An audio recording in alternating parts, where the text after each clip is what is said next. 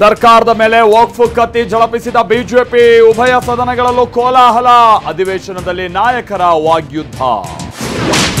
ಬೆಳಗಾವಿಯನ್ನ ಕೇಂದ್ರಾಡಳಿತ ಪ್ರದೇಶ ಮಾಡಬೇಕಂತೆ ಉದ್ದಟತನದ ಮಾತನಾಡಿದ್ದ ಉದ್ಧವ್ ಪುತ್ರ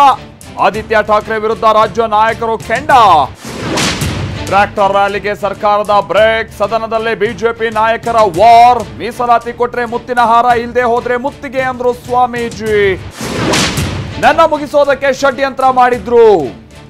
ಬಿಎಸ್ವೈ ವಿರುದ್ಧ ಯತ್ನಾಳ್ ಬಾಂಬ್ ವಿಜೇಂದ್ರ ವಿರುದ್ಧ ಎಸ್ಟಿಎಸ್ ಹೆಬ್ಬಾರ್ ಗರಂ ಗ್ಲೂಕೋಸ್ನಿಂದ ಬಾಣಂತಿಯರ ಸಾವು ಸ್ಫೋಟಕ ಸಂಗತಿಯನ್ನ ತೆರೆದಿಟ್ಟ ಲ್ಯಾಬ್ ರಿಪೋರ್ಟ್ ಸರ್ಕಾರದ ವಿರುದ್ಧ ವಿಪಕ್ಷಗಳ ಅಟ್ಯಾಕ್ ದರ್ಶನ್ ಮಧ್ಯಂತರ ಜಾಮೀನು ಅವಧಿ ವಿಸ್ತರಣೆ ದಾಸನಿಗೆ ಸಿಕ್ತು ತಾತ್ಕಾಲಿಕ ರಿಲೀಫ್ ಡಿಸೆಂಬರ್ 11ಕ್ಕೆ ಸರ್ಜರಿ ಅಂತ ಸಿವಿ ನಾಗೇಶ್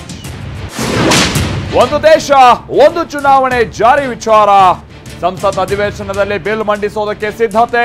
ಜಂಟಿ ಸದನ ಸಮಿತಿಗೆ ರವಾನೆ ಸಾಧ್ಯತೆ